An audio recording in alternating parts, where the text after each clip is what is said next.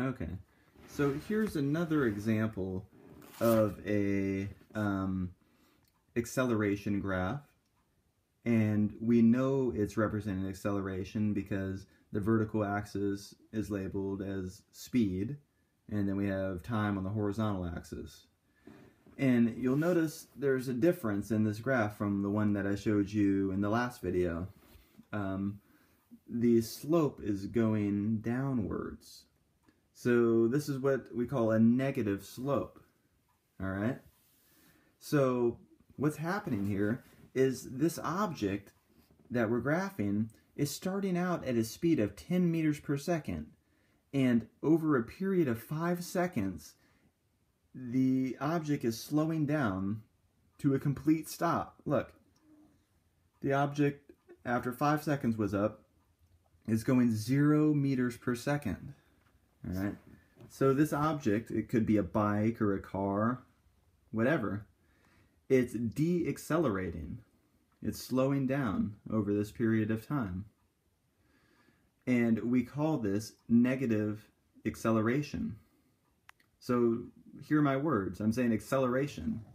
So even though this object is slowing down, it's still considered acceleration. It's negative acceleration, but it's still considered acceleration.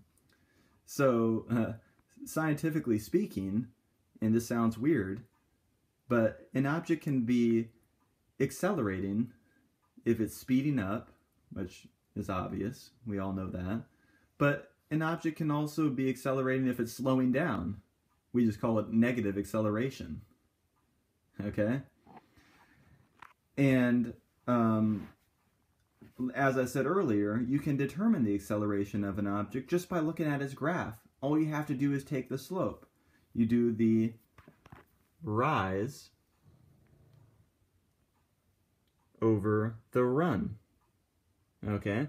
And when I get to that point, when I go up to 10 and over to 5, well, rise over run. Rise of 10 over 5. What's 10 over 5?